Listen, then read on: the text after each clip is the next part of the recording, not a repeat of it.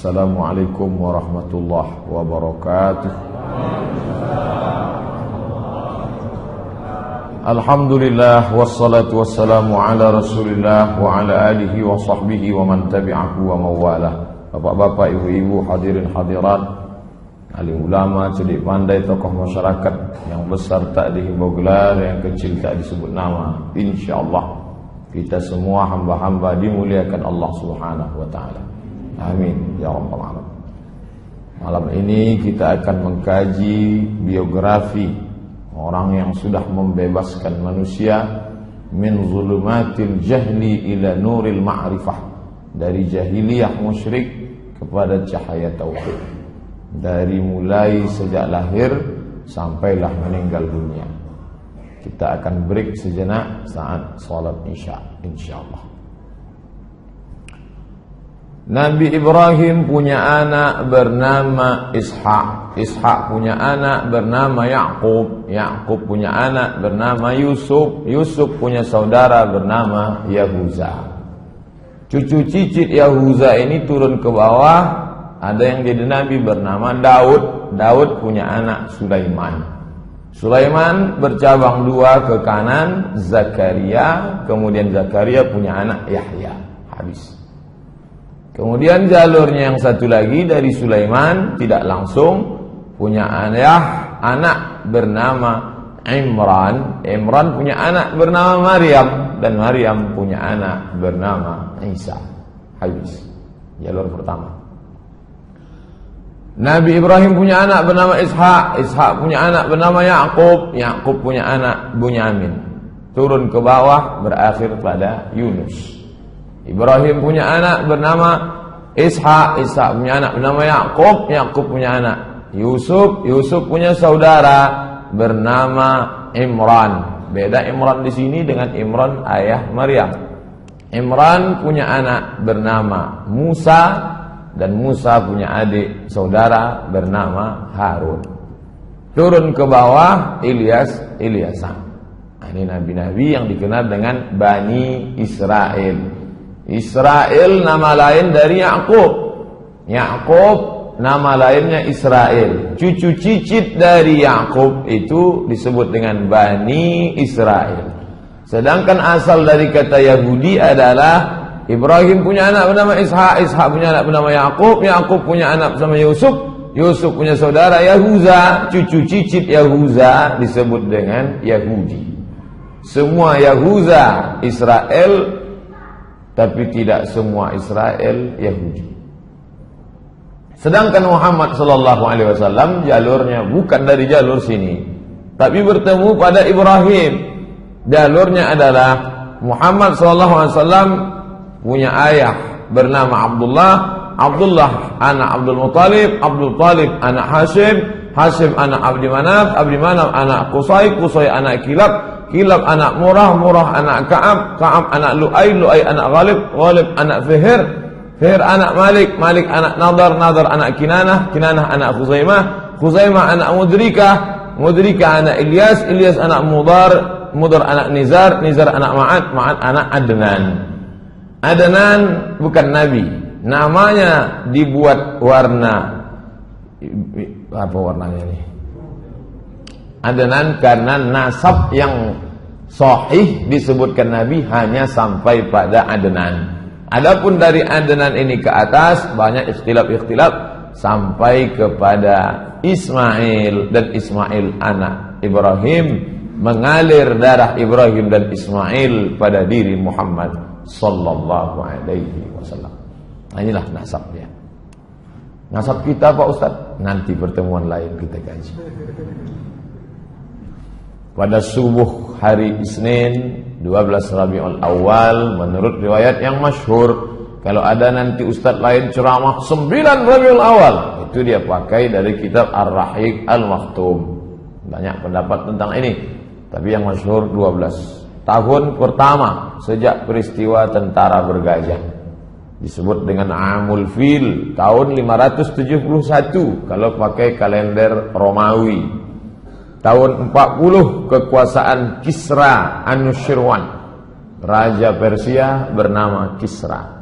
Maka menjelang subuh hari Senin itu lahirlah Nabi Muhammad sallallahu alaihi wasallam. Itu tidak ada ikhtilaf. Hadis riwayat Muslim. Kenapa engkau puasa hari Senin ya Rasulullah? Zaka yauma wulidtu. Hari Senin aku lahir. Tak ada ikhtilaf. Tanggalnya ya, harinya tak ada ikhtilaf. Ketika dia lahir, terang benderang cahaya menerangi istana-istana di Rom. Tak tahu datang dari mana. Mereka heran. Dari mana ini terang? Begitu riwayat Ibnu Sa'ad, Ahmad bin Hanbal dan Darimi. Api abadi yang tak pernah mati di Persia padam. Beberapa bangunan gereja roboh, tak tahu apa sebab. Begitu menurut riwayat Imam At-Tabari dan Imam Al-Baihaqi. Abdul Muttalib sesudah lahir cucu kesayangan tadi dibawalah ke dalam Ka'bah karena Abdul Muttalib pemegang kunci Ka'bah. Kemudian disembelihkan kambing, akikah. Oh, akikah sudah ada sebelum zaman Nabi Muhammad ya. Sudah ada. Zaman Nabi Muhammad dibersihkan dari yang kotor-kotor. Mereka darah kambing itu diusapkan ke kepala anak yang baru lahir. Kotor, najis. Tapi setelah Islam datang dibersihkan karena akikah ini sudah ada dalam syariat Nabi Ibrahim alaihissalam. Diberinya nama. Yang memberi nama itu adalah Abdul Muttalib. Diberinya cucunya itu bernama Muhammad. Nama itu belum pernah dipakai sebelumnya. Dia dikhitankan pada hari ke-7 karena khitan sudah ada pada syariat datuk moyangnya Ibrahim. Nabi-nabi setelah Ibrahim berkhitan. Nabi Musa berkhitan, Nabi Isa berkhitan, Nabi Muhammad berkhitan. Nabi Isa berkhitan, Ustaz. Khitan. Siapa yang menghapuskan khitan dalam agama Nasrani? Paus bernama Saul, seorang laki-laki merubah namanya menjadi Paulus. Dialah yang menghapuskan khitan. Kata dia, sejak Isa disalib maka semua suci, tak perlu lagi berkhitan. Kemudian tradisi orang Arab, anak itu disusukan kepada perempuan lain, disusukan kepada seorang budak sahaya Abu Lahab bernama Suwaibah al-Aslamiyah. Kebetulan dia waktu itu melahirkan anak bernama Masruh. Maka Nabi saudara sesusuan dengan Masruh. Ibunya lain, tapi satu ibu susuan. Karena Suwaibah menyusukan Muhammad sallallahu alaihi wasallam. Saat itu juga Suwaibah menyusukan bayi-bayi lain. Di antaranya adalah Hamzah bin Abdul Muttalib. Satu sisi Hamzah itu pamannya karena adik ayahnya, tapi di sisi lain juga Hamzah adalah saudara satu susuannya. Belakangan Hamzah meninggal pada perang Uhud. Kita akan kaji selanjutnya. Setelah itu ada saudara susuannya lagi, yaitu Abu Salamah ibnu Abdul Asad al-Makhzumi. Lanjut, umur 4 tahun. Kenapa Ustaz melompat langsung? Kita ambil peristiwa penting-penting. Pada umur 4 tahun, saat itu dia sedang berada di kampung Bani Sa'ad. Maka pada saat itu Jibril alaihissalam datang. Saat Nabi sedang yal'abu ma'al ghilman. Nabi sedang main-main dengan anak-anak lain. Dititipkan dengan ibu susunya yang kedua, yaitu bernama Halimatus Sa'diyah. Banyak perempuan tempat kita bernama Halimatus Sa'diyah untuk mengambil kemuliaan. Ibu susu yang pertama Suwaibah, yang kedua Halimatus Sa'diyah. Di kampung Bani Sa'ad. Ketika dia sedang main dengan anak-anak yang lain, tiba-tiba Jibril alaihissalam menarik tangan Nabi Muhammad, membuatnya pingsan, membelah dadanya, mengeluarkan jantungnya, kemudian dicuci. Inilah pertama kali dibedah oleh malaikat Jibril alaihissalam. Lalu kemudian anak-anak ini mengadu ke rumah. Apa kata anak-anak itu? Inna Muhammadan qad qutila. Muhammad sudah dibunuh. Anak-anak itu melihat, lari pulang ke rumah. Ibu Halimatus Sa'diyah, Muhammad sudah dibunuh. Lalu mereka datang lagi dan mereka lihat wajah Nabi SAW berubah raut wajahnya. Lalu mutaghayyirul laun, berubah raut wajahnya. Lalu kemudian Anas yang meriwayatkan hadis ini, Anas bin Malik berkata, wa qad kuntu ara athara dhalikal miqyad fi sadrihi. Mata kepalaku sendiri pernah melihat bekas terbelahnya dada Nabi itu fi sadrihi, di dada Nabi. Jadi bukan fiksi, bukan makna kiasan, tapi memang betul nyata. Anas bin Malik yang pernah menjadi pembantu Nabi selama 10 sinin. Khadimtun Nabiyya 10 sinin. Aku menjadi pembantu Nabi 10 tahun.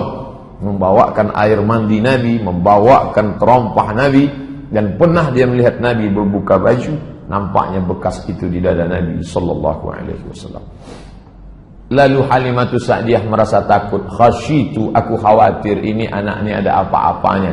Daripada dia nanti meninggal dunia di tanganku, maka aku kembalikanlah kepada ibunya, dikembalikanlah kepada ibu kandungnya Aminah bersama ibu Aminah hingga berusia 6 tahun.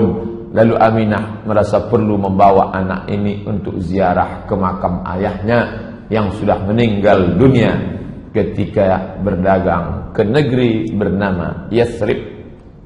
Lalu kemudian dibawalah anak berumur 6 tahun ini. Kira-kira anak umur 6 tahun sekarang baru masuk sekolah dasar. Anak ibu, anak bapak yang umur 6 tahun lebih kurang begitulah usia Nabi Muhammad sallallahu alaihi wasallam.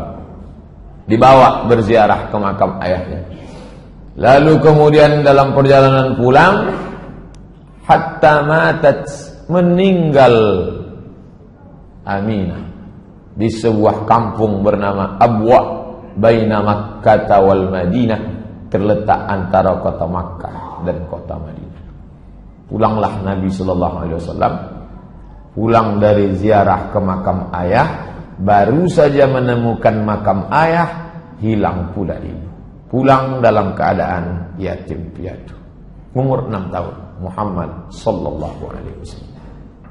Pulang ke kota Makkah dengan pembantu yang ikut bersama mereka saat itu. Lalu kemudian diserahkan kepada datuknya bernama Abdul Muttalib. Abdul Muttalib bangsawan Quraisy.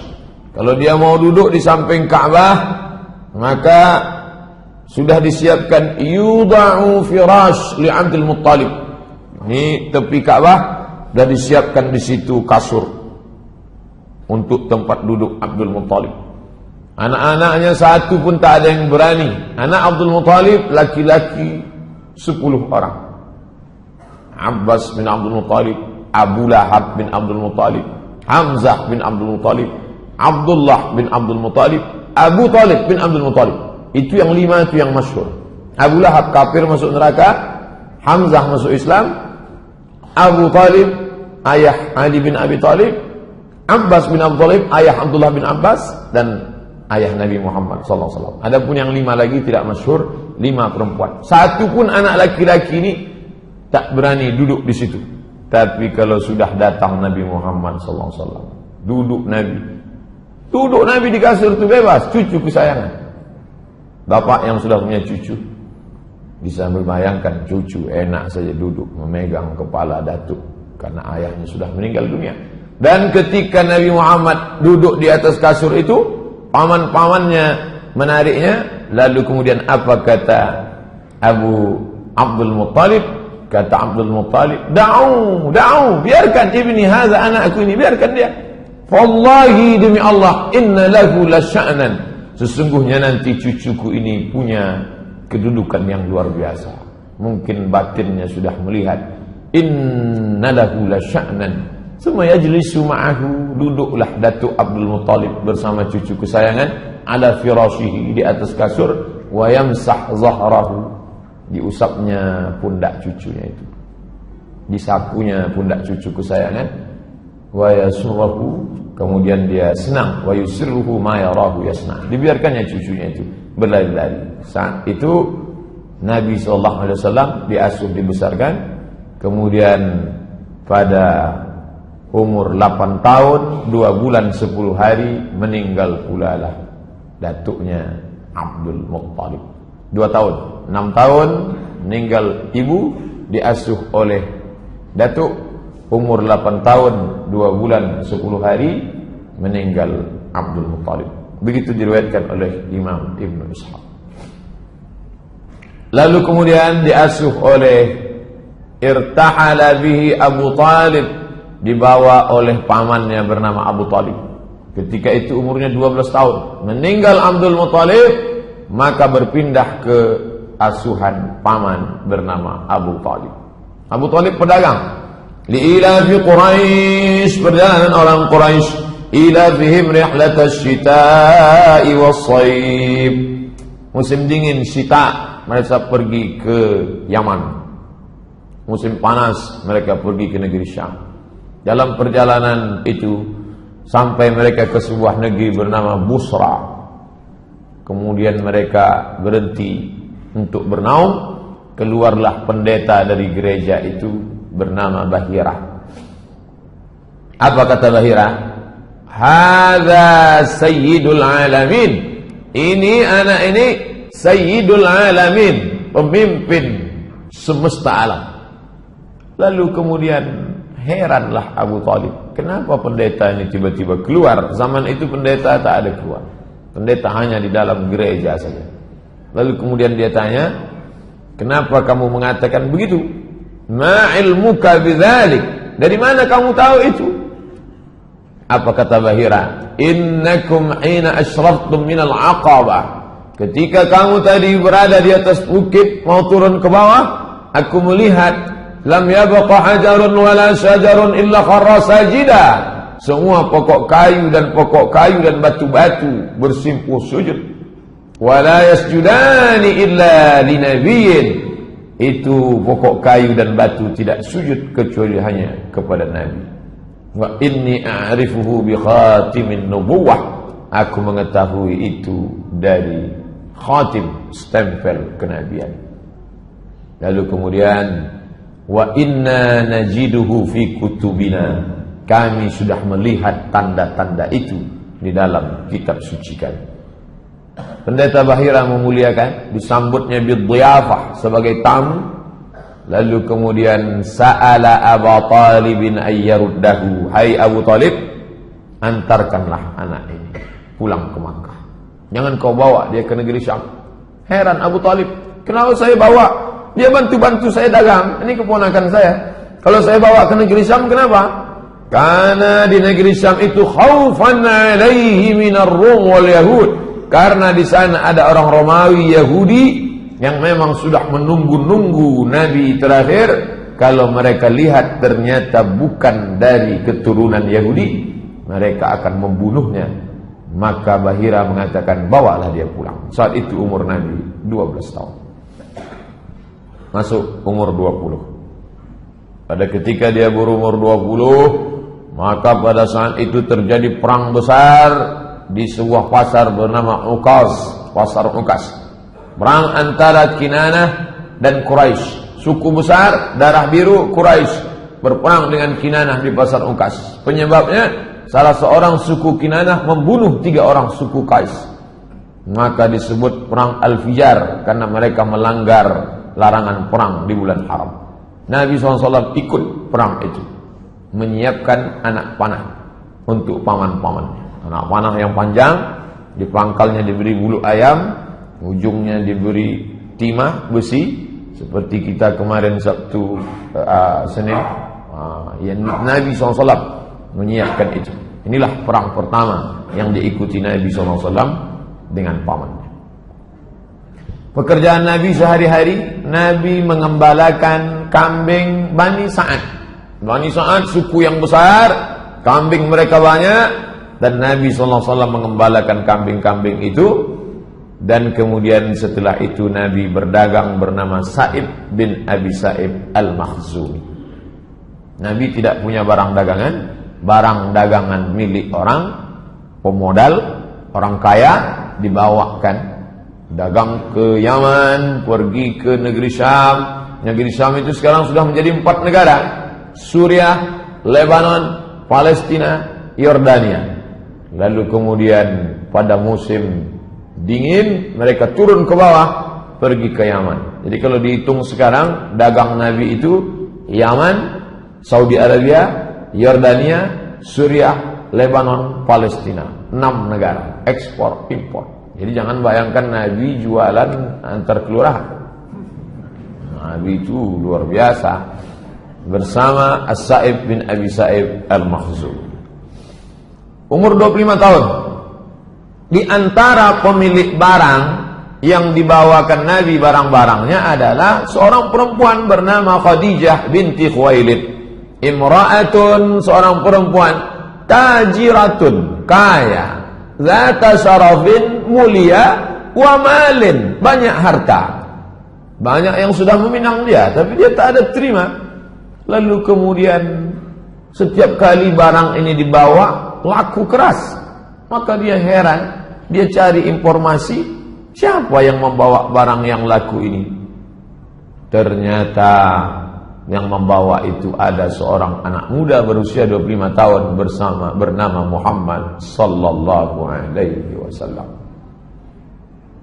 Lalu kemudian Nabi sallallahu alaihi wasallam itu digambarkan sebagai anak muda yang menarik, mulia, cerdas, rasional, jujur, amanah. Jadi kalau ada anak muda sekarang begini sifatnya, inilah umat Muhammad SAW. Jadi kalau dia lesu, bawaannya mau mati aja, mandi malas, bangun jam 9 pagi, itu bukan umat Muhammad SAW. Banyak sudah anak-anak muda penguasa mau meminang Khadijah, tapi tidak terima. Memang dia sudah tua, tapi karena orang kaya, duitnya banyak, nampak muda. Macam sekarang lah, banyak nampak muda. Itulah. Lalu kemudian Khadijah menyampaikan pesannya kepada perempuan bernama Nafisah binti Munabbih. Nafisah, tolong kau sampaikan ke Muhammad, kalau dia mau, aku mau menikah dengan dia. Ini dalil perempuan kalau nampak laki-laki itu soleh, jangan sia-siakan. Karena orang baik tak datang 2 kali. Nampak laki itu baik, bilanglah aku mau. Tapi jangan lewat SMS. Lewat SMS nanti tunjukkannya ke orang lain. Tengok. Maka kemudian kata Nafisah, Muhammad SAW nin Khadijah. Maka Nabi pun setuju. Tapi Nabi tak langsung datang, paman-pamannya. Paman-pamannya banyak meminang Khadijah. Pernikahan dihadiri oleh Bani Hashim. Muhammad, anak Abdul Muttalib, anak Hashim. Seluruh cucu-cucu Hashim datang. Dan para pembesar Mudhar, maharnya 20 ekor onta. 1 ekor onta paling murah 30 juta, kali 20 sama dengan 600 juta.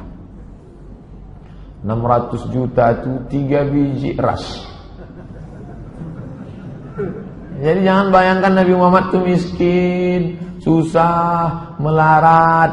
Itu Nabi, bukan Muhammad yang saya kenal. Itu Muhammad yang dari Kulim, yang dari Panam. Muhammad sallallahu alaihi wasallam ngalam ni kita lihat bagaimana dia menikah. Ishruna bakarah, 20 ekor. Nabi Muhammad sallallahu alaihi wasallam monogami, 1 istri bersama Khadijah. Anak-anaknya yang pertama Al-Qasim, maka dia dipanggil ya Abul Qasim, Abu Qasim, Bapak Qasim, Muhammad. Yang kedua Zainab, Ruqayyah, Ummu Kulthum, Fatimah yang menikah dengan Sayyidina Ali. Setelah Fatimah lahir lagi anak laki-laki namanya Abdullah. Itu yang dipanggil dengan Thayyib dan Tahir. Semua meninggal ketika Nabi masih hidup kecuali Fatimah. 6 bulan sesudah Nabi meninggal barulah meninggal Fatimah. Umur tubuh 35 tahun. 10 tahun sesudah itu terjadi renovasi Ka'bah. Jadi renovasi Ka'bah, orang Arab ni hobi berkelahi. Berkelahilah mereka tentang siapa yang paling layak meletakkan Hajar Aswad. Konflik 4 hari dalam masalah meletakkan Hajar Aswad. Abu Umayyah Ibnul Mughirah Al-Makhzumi punya ide. Bagaimana idenya? Siapa yang pertama kali masuk masjid, maka dialah yang meletakkan Hajar Aswad. Kita tunggu. Jangan kelahi, calling down, tenang dulu. Besok pagi kita tengok siapa yang pertama kali masuk, dia. Besok pagi ketika kepala suku sudah mengintai, yang datang pertama kali adalah Muhammad sallallahu alaihi wasallam. Tapi Nabi bijaksana luar biasa. Ketika mereka memanggil dia, umur 35 tahun, lebih tua lagi saya. Ustaz berapa? Lebih lah 35. Ketika Nabi SAW masuk, dipanggil mereka, Muhammad sini, kami sudah sepakat, siapa yang pertama kali masuk, kaulah meletakkan Hajar Aswad. Nabi bijaksana, dimintanya kain panjang, diletakkan Hajar Aswad di tengah, diminta nih kepala-kepala suku, pegang ujung, pegang. Artinya dia melibatkan orang banyak, sehingga kepala-kepala suku itu tidak merasa diremehkan. Kalau kita lah yang mengalami ini mungkin, Ustaz Somad, Ustaz yang masang, aku yang masang ya. Kan pinggir. Tapi Nabi dari muda memang sudah bijaksana. Merangkul bukan memukul, mengajak bukan mengejek. Ayo, datuk-datuk, nenek mama, sadonyo sama kita, ayo kita pasang. Kalian pegang ujung kain, biar aku pegang. Hilanglah perkelahian. Nabi SAW. Jadi fase kehidupannya lahir 40 tahun jadi Rasul, 3 tahun pertama dakwah rahasia, diam-diam. Setelah itu hijrah, wafat. Ini yang akan kita kaji ini secara utuh. Kita sudah berjalan 35 menjelang 40. Azan Isya berbunyi, kita harus break, kita lanjutkan. Sampai jam berapa nih selesai Pak Ustaz? Ikuti aja lah. Umur 38 tahun, umur 39 tahun, umur 40 tahun. Ada apa? Setiap datang bulan Ramadan sudah ada Pak Ustaz, bulannya ada, puasanya belum. Muharram, Safar, Rabiul Awal, Rabiul Akhir, bulan itu sudah ada, tapi ibadah yang mengisinya belum ada. Nah, pada bulan Ramadan Nabi naik ke atas. Namanya Jabal Nur. Di atas ada Ghar Hira. Nabi naik ke Gua Hira pada waktu malam. Jangan bayangkan Nabi siang malam, siang tak bisa, panas luar biasa. Nabi di atas malam. Habis itu turun. Umur 38 sekali, 1 bulan total. Turun lagi. Umur 39 naik lagi dia ke atas. Tak ada kejadian apa-apa. Umur 40 barulah terjadi kejadian yang luar biasa. Bagaimana tiba-tiba ada makhluk yang dia tidak tahu entah apa namanya. Makhluk itu kemudian memeluk dia erat, mengatakan, "Iqra, baca." Kata dia, "Ma'ana biqari." Aku tak bisa membaca. "Ma'ana biqari." Aku tak bisa membaca. Apa yang mesti ku baca? Sampai 3 kali. Sampai akhirnya makhluk itu membaca, "Iqra bismi rabbikal ladzi khalaqa. Khalaqal insana min 'alaqin. Iqra wa rabbukal akramul ladzi 'allama bil qalam. 'Allamal insana ma lam ya'lam." Turun Nabi dalam keadaan menggigil ketakutan, lalu kemudian zammiluni, selimuti aku. Lalu kemudian Khadijah menyelimuti dia. Dia cerita tentang ini, Khadijah menenangkan dia.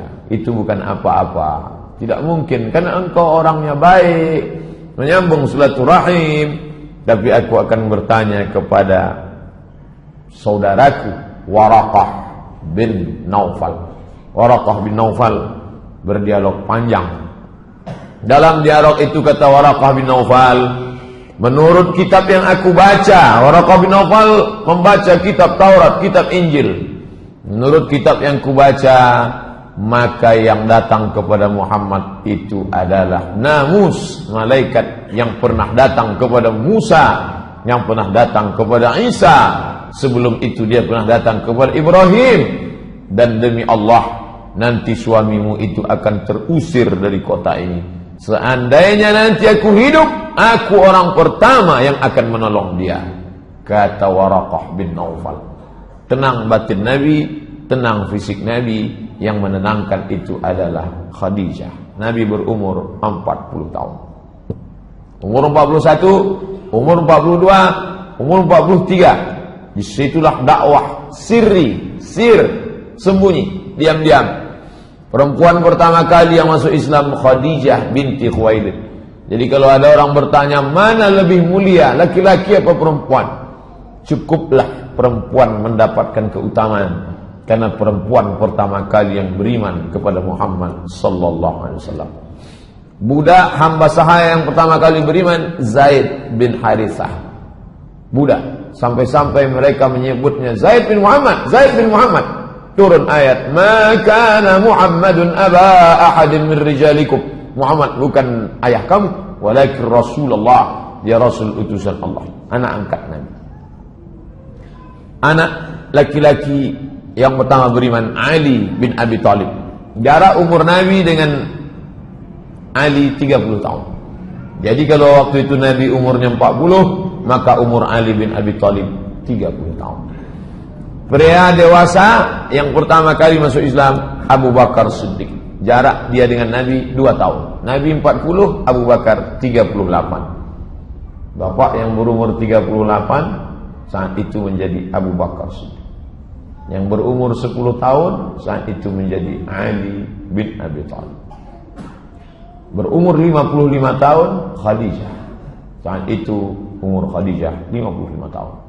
Utsman bin Affan berumur 35 tahun. Zubair ibn Awam, Abdurrahman ibn Auf, Sa'ad bin Abi Waqqas, Talhah bin Ubaidillah. Umar mana? Umar belum, belakangan. 41, 42, 43 dakwah secara rahasia. Person to person, dakwah fardiyah. Tabligh akbar seperti ini tak bisa dilaksanakan. Abu Jahal, Abu Lahab, Abu Talib, Abu Sufyan sudah mengintai, tak bisa. Makanya kalau ada yang tak datang malam ini, dia takut ditangkap oleh Abu Jahal. Kau kenapa tak pernah datang pengajian ke masjid? Aku masih 3 tahun pertama, 41, 42, 43. Kita masih rahasia. Belum bisa kita tabligh akbar. Umur 44 tahun, ini tak ada tawar-menawar, dakwah mesti terang-terangan. Nabi mengundang para pembesar Bani Hashim. Muhammad anak Abdullah, Abdullah anak Abdul Muttalib, Abdul Muttalib anak Hashim, cucu cicit Hashim diundangnya semua, paman-paman dia. Dan anak Abdul Muttalib, semua berjumlah 45 orang. Nabi Muhammad naik ke atas bukit Safa, kumpulkannya semua paman-pamannya, lalu dia tanyakan kepada mereka, seandainya ku katakan di belakang bukit Safa ini, di belakang bukit Safa ada bukit besar Jabal Abi Qubais. Jabal Abi Qubais itu sekarang dipotong, ada istana Raja Fahad di atas. Seandainya ku katakan di belakang bukit besar ini ada pasukan yang akan menyerang kita, apakah kalian percaya? Kami percaya ya Muhammad. Sadaqnaka, kami percaya. Kenapa? Karena dari kecil pun kami sudah memanggil engkau Al-Amin. Tak pernah bohong, tak pernah tipu, tak pernah dusta. Seandainya ku katakan bahwa aku adalah Nabi dan aku sudah menerima wahyu dari Allah, apakah kalian percaya? Disitulah Abu Lahab marah. Tabban laka ya Muhammad, celakalah kau wahai Muhammad. Tabbat yada Abi Lahabin wa tabba, ma aghna anhu maluhu wa ma kasaba, sayasla naran dzata lahab wa imra'atuhu hammalatal hatab fi jidha hablum min masad. Jadi kalau begitu berapa tahun Abu Lahab itu sayang kepada Nabi Muhammad SAW? 44 tahun. 63 tahun, 44 itu sayang, sisanya itu baru benci, peperangan, permusuhan yang luar biasa. Umur 44 sampai umur 53, disitulah rintangan mulai datang. Jamaah haji dihadang, tak boleh mendengarkan dakwah Muhammad. Jamaah haji, haji sudah ada Pak? Udah. Abu Jahal, Abu Lahab itu haji Abu Lahab. Cuman tak ditulis. Seandainya ditulis tabbat yada haji Abi Lahab wa tab. Itu haji-haji semua itu. Makanya kalau ada Pak Ustaz berat kami ke masjid ini, tak disokong oleh tokoh masyarakat haji anu haji ini. Haji Abu Jahal itu. Haji Abu Jahal. Nabi SAW diejek, ditertawakan, dibunuh karakter Nabi dengan kata-kata apa? Sahir, tukang sihir, majnun, gila, kadzab, pembohong, asatirul awalin, dongeng nenek moyang. Pertama, tembak karakternya. Jangan bunuh orangnya, bunuh karakternya. Masyarakat dihadang untuk mendengarkan dakwah dengan isu-isu, dari muncul siksaan fisik. Ini keempat cara ini terjadi pada dai-dai sekarang. Orang tak boleh dengar pengajian, di embargo, Karakter sifat dibunuh, isu tak mempan baru fisik. Paman Utsman bin Affan digulung dengan tikar, tikarnya dari anyaman tepung, anyaman pohon korma, digulung, diikat, digantung, dihidupkan api di bawah. Kenapa tak langsung dibunuh saja? Kalau dibunuh selesai, siksa, teror.